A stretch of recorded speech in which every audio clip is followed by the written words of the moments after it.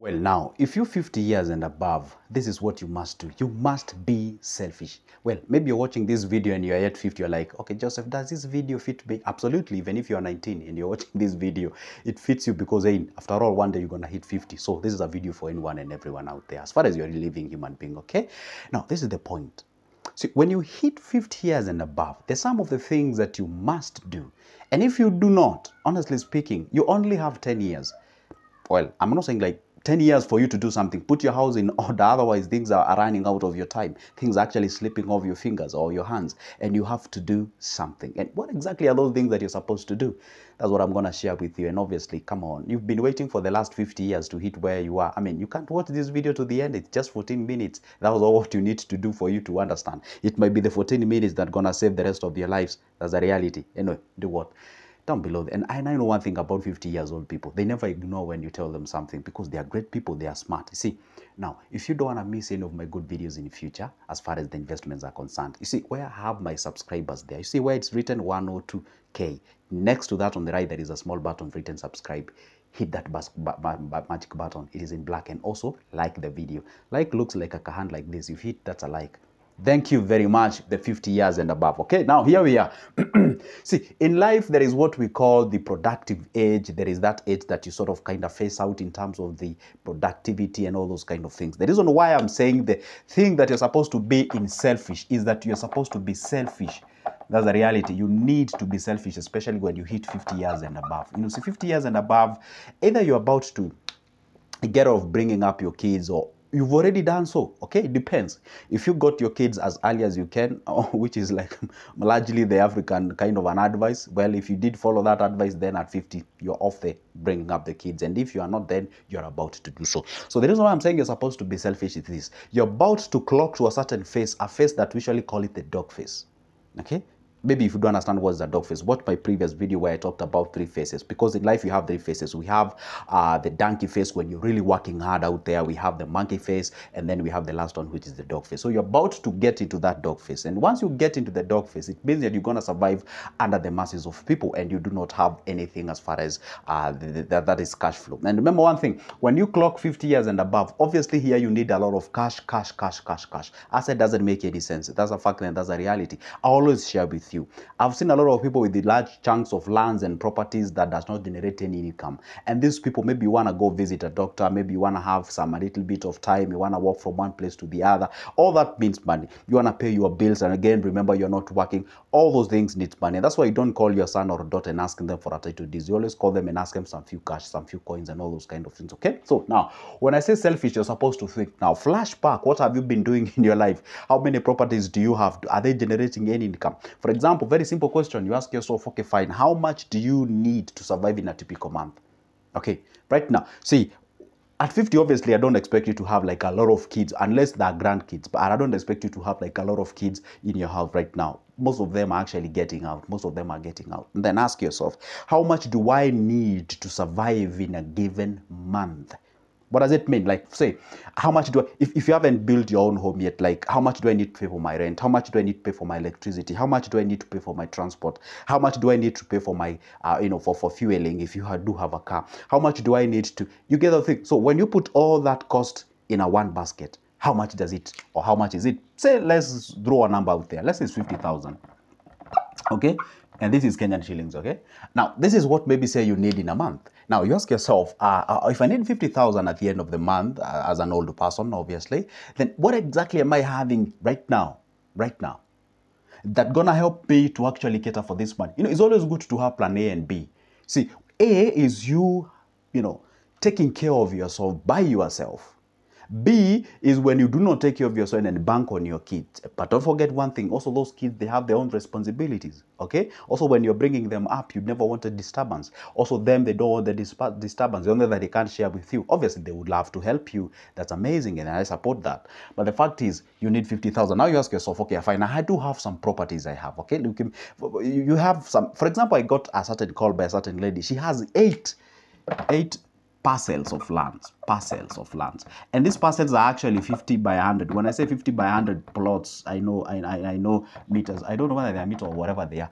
See, Kenyans know what I'm talking about. She has 8, she has a car, and she's struggling to actually fuel this car, which is a little bit heavy of a car. And then she's actually living in a house where it's not even finished. So, and I'm asking, come on, you have 8 parcels of lands and you're struggling to, and by the way, guess what? She was struggling to get 150K to start like a small business somewhere, at least whereby she don't want to get, boredom back at home, just staying by herself. And she was struggling. And you have 8 parcels of lands, and these parcels of land, they are not being a value added. They're just, assets, asset just, resting somewhere, not generating any income. And I was like, okay, fine. There may be 8 parcels of land in quite remote areas. And now when I asked, I realized it is not remote areas. It's quite an elegant place. And then I was like, okay, fine. Why would you have 8 parcels of land? And then you're living the kind of a lifestyle that you're living in. You know what? I'm backing on my kids because I want them to inherit something. Amazing. That's a brilliant idea. I love that and I support it. That's true. And it's also true, you also need money, you need to eat, you need to dress, you need money to start a business, you need to be active and get somewhere, because when you are old, you need to have, you get what I'm saying? So these are 2 truths. Well, when I say 2 truths, I don't mean like, they don't contradict it. It is true, you need to have something for the sake of them inheriting in the future. It's true, I agree, and I support it. Number 2, it's also true, you need to eat, drink, and not do all those kind of things. Come on, just ask yourself now, what can you exactly do with these 8 parcels of land? It doesn't make it sense having 8 all of them, and you cannot be able to do something about it. How about you liquidate? Let's say half of this, you liquidate 4, and then use the money from the 4, kind of live in quite an elegant place, get off this big car that you're having, and also, again, value add on the existing form. You can bring, you can brought up some rentals out there. Guess what happens? Now you have 4 parcels of land which are developed, which are generating what we call the cash flow. I mean, that thing would gonna feed you, gonna give you the 50 G's at the end of the month, gonna feed you throughout your life until the God, whatever the period of time that God has for you in this world. And then after that, you're gonna leave that specific thing to them. That is exactly how you do it. All right? I remember there was a certain guy, I don't know, I really wish I can remember the guy, so I give them the credit on this video. I used to watch him making jokes and says, he's a quite an old man, quite a respectable person in a church. And he was saying every time he would go broke, and it's true, he has huge chunks of lands, and he would write a very big billboard saying land on sale. And then he will go place it at maybe let's say at the corner of that piece of land. And then people passing by will be like, wow, so-and-so is selling the land. And then, of course, that message will reach to the boys, the boys of this guy. And then the boys will be like, hey, Dad, what's happening? Why are you selling the land? They'll say, I got a problem with 100K. That's what I need. And then they're like, no, come on, get off that boat on you selling the land. And hey, this is the 100K. Then he takes the 100K. Then he gives the wife the 30K. And then he remains with the 70,000. That's quite wise. And then after some times, like he goes broke after some times, he puts again that signboard and be like, come on, Dad, what exactly are you doing? I'm going to sell the land. I mean, I don't want to disturb you guys. What? You get what I'm saying? That tells you they need the... Well, of course, I don't advocate that. That's kind of manipulation. But anyway, I know he was saying it in a kind of joking way, but he passed a very important message. The message was, you see, they need, as you grow old, you need cash. And you need to be a little bit selfish here. You see, you sacrificed yourself. Let's say you got married at 24. 25. See, for the last 25 years, you've been sacrificing yourself throughout the time. Now it's about you now. It's about you now in the sense that you don't want to be a nuisance to somebody. You want to give them kind of a cool ambience.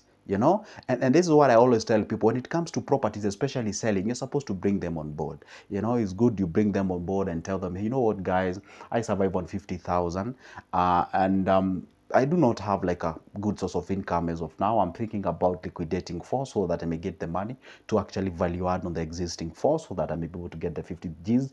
Well, I'm able to get more than this. Maybe I can be able of help to you one way or the other. Or maybe if you guys, you're here and you have the capacity to value add on my existing properties, who has that capacity? And even maybe there is somebody who can actually go ahead and say, hey, you know what, get this mom or get this dad, do this, do the other. It is good when you actually start having a real conversation with your kids, especially when you're this particular age. Because if you aren't in good conversation with them, then are they gonna be like, hey, you know what, these parents of mine never took care of themselves when they were young. They did the best they can. That's why they were bringing you up. But does not rule the fact that maybe they were not smart when it comes to investment and such kind of a thing. So what my parting shot here? My parting shot is this. When you are 50 years and above, be a little bit selfish. When I say selfish, I don't mean like you know, disregard other people's emotions, needs and likes and all those kind of things. I mean, like, now start thinking about yourself, you know. Remember one thing, in 10 years time, according to the law, depends on which country you come from. In Kenya, they consider you no longer productive. They tell you now you're retired, and it's not by will but by force, you know. And I always find a problem with this, and that's why I always tell people, never bank on you having a job, because it is not the most secure thing that you can ever have in life, you know. It's like a painkiller, kind of, you know, sort of blocks you from your dream, blocks you from, you know, treating the actual problem. Because see, when you're having a job, when you are being employed somewhere, you have a money problem, and when you have a money problem, you ought to have the capacity to attract the money. And when you have the capacity to attract the money, then you're gonna make, well, we don't have like more money, we usually have like that money that you really need in your life. And when somebody tells you, hey, you come do you know, bring all those skills that you have, and then I be paying you at the end of the month, that's not really solve the actual problem. Okay, it's like sort of, you know, getting the painkillers, but you're not treating the actual problem. So the point is this: when you're at this particular age, and you know now you're growing older, make sure that at least you focus on having what you call the cash flow that gonna cater for you, cash flow that gonna help you in your life, so that at least you can be able to, you know, what we call it, like sort of be very careful. Because you know one thing, okay, fine, I know maybe you're watching this video from the West, you may not understand what I'm talking about, but if you're watching this from Africa, you totally understand what I'm about to say. See, when you hit at this particular ages of 50, 60s, around there, and maybe life is not so, it's so harsh on you, and then you realize that your kids are not really standing by you like the way you used to stand by them. You know, there is a difference between how you handle your kids and how you handle your parents. Again, that's another bitter truth, but I have to say it. There is difference the way you view. You see, a parent is able to cater for 10 kids, but 10 kids are not able to cater for one parent. I don't know that you guys, you've realized that thing. There's a reality, because there is a different perception between the way you view your parents and the way you view your kids. There's a fact and there's a reality. And the earlier you swallow this bitter pill, the better, because you actually become in real with you as time goes. And there's a problem. This is now what I'm about to say. You find in Africa whereby you grow old and you realize that your kids are not really by yourself as you thought they're gonna be by yourself, because that's what you largely banked on. And then you kind of feel that they are rude, you feel like they are you know, rebellious, they're arrogant and all those kind of things. And at this particular point, you tend to say some words that are not so quite okay. You say some things here and there. I don't want to mention the names, but you guys know what you do and say, and that kind of a things. Largely because maybe, yeah, your kids are so, or maybe because you never or got exposed into what you're supposed to do. You know, you are never prepared the reality that is about to come. But when you're prepared on the realities that is about to come, then such kind of a things, even if they hit you, then it won't gonna hit you in a very hard way, but you're gonna have that's what we call a soft landing. Yeah, 50 years old, I bet I've made sense on that video, you know. And that's amazing. Okay, but if I did, then show that by the like of this video. Comment down below and tell me what you think about that. But anyway, for now, it's a goodbye. But if you feel like you would like to have a conversation with me, how about you grab my number from the description of this specific video? Again, just a little bit above where I have my subscribers, there's a sort of like a description, a hidden words written more. Just see that more, then a whole chunk of a thing will open up, and then you're gonna get my number out there.